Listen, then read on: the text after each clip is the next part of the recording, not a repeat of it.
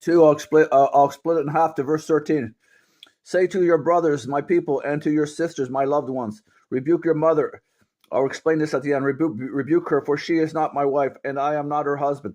Let her remove the adulterous look from her face and the unfaithfulness from between her breasts. Otherwise, I will strip her naked and make her as bare as on the day she was born. I will make her like a desert, turn her into a parched land, and slay her with thirst.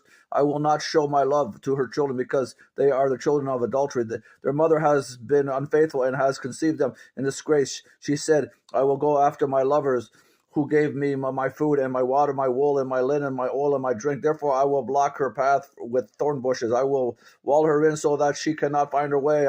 She will chase after her lovers, but not catch them. She will look for them, but not find them. Then she will say, I will go back to my husband at first, for then I was better off than now. She has not acknowledged that I was the one who gave her the grain, the new wine and oil, who had lavished on her the silver and the gold which they use for ball.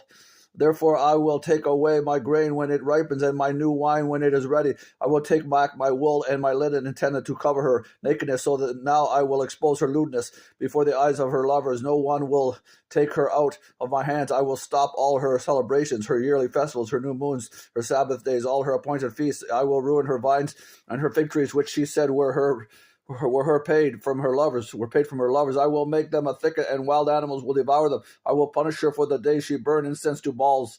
She decked herself with rings and jewelry and went after her lovers, but me she forgot, declares the Lord. Okay, that's to verse 13. I'm surprised I made it that far. I'll go a little farther here. Therefore, I'm now going to. No, I'll keep that for later.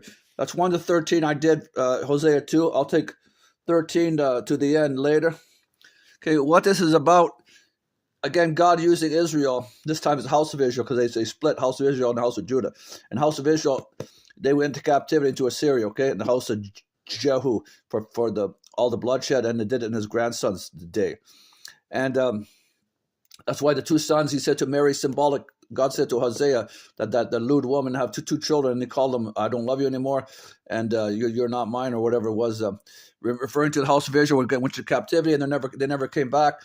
And it'll go on how he says in the future he's going to bring them back, and it's symbolic of the real spiritual Israelites through Christians and everyone, all of them physically in the end, in the new land when Christ comes back and everyone turns to spirit. So symbolic of that. Okay, I'll pick up the last part later. Okay, bye.